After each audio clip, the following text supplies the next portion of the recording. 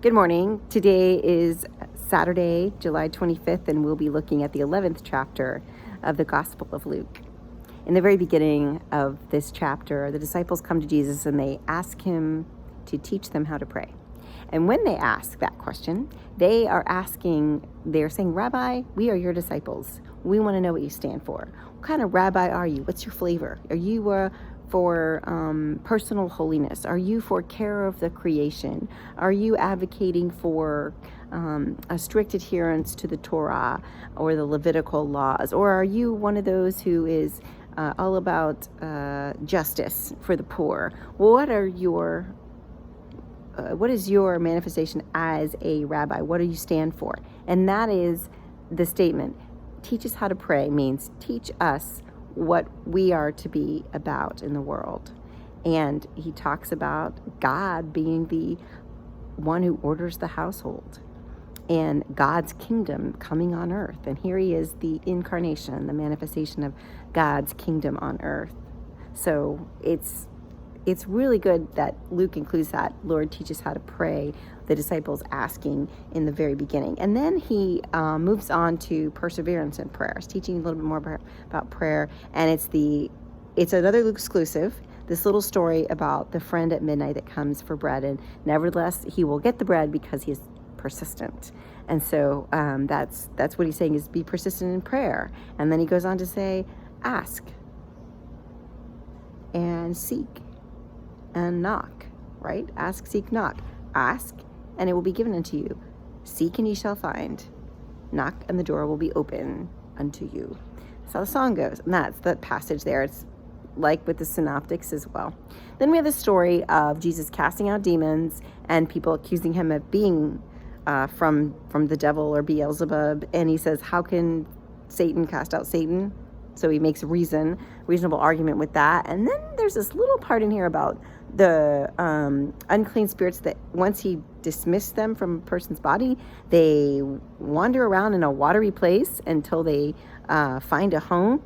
And sometimes they will return to the house. And then he says it's even worse for you if that happens. Not sure what that means. I would turn to wonder on that passage and how to interpret it. It's not a very popular one either. So then he has a woman come up to him and really give him a huge compliment. You know, blessed is the womb that carried you and the breast that fed you. You know, blessed is your mother, basically. And he says, blessed are those who hear the word of God and obey it. So he's basically dissing his mom in that form right there. But he's probably trying to emphasize his ministry here. He's trying to emphasize his ministry. Then there's this part about they're all looking for a sign. And he's calling them an evil generation again. He's asking, say, you ask for a sign, but it will not be given to you, but you will get the sign of Jonah, that Jonah got. So Jonah went to Nineveh. You remember the story from the Old Testament. He relates that back, and he says the Son of Man will be as Jonah was to Nineveh to this generation. And so that's what he's saying in this passage. And he's just saying that he'll be rejected. Something greater than Jonah is here. Even though they rejected Jonah, he would say something greater than Jonah is here, and it's Jesus. And then he talks. This is kind of a theme that happened before, but I think it has more to do with the part about you strain out a gnat, but you swallow a camel, and you don't see the speck on your own eye, because he's saying. No one after lighting a lamp puts it in a cellar. So we'd already said no one after lighting a lamp, puts it under a bed or under a bushel or under a jar. He says your eye is the lamp of your body. If your eye is unhealthy, if your eye is healthy, your whole body will be filled with light. But if it's not healthy, your body will be filled with darkness. Therefore, consider the light in you, whether the light in you is not darkness. If then your whole body is full of light, no part of it be darkness. And full light is when a lamp gives you light with its rays. So something about the eye being clear, like the way the information is taken. Remember how it's just careful how you listen? This is the similar kind of theme.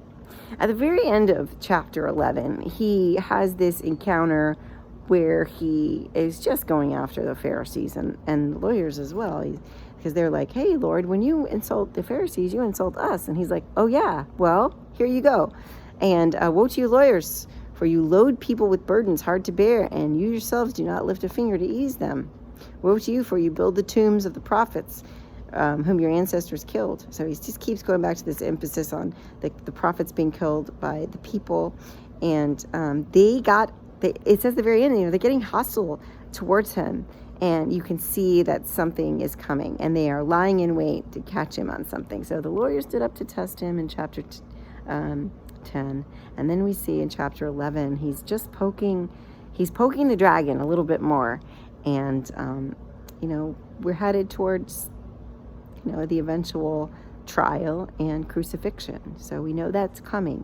So this is just a precursor to that. It's not going to be next chapter, but it's going to be at some point in this book. And we know, because we know how it ends. We know it ends in resurrection. So I hope you have a beautiful and blessed day looking for the sign of Jonah among you. God bless.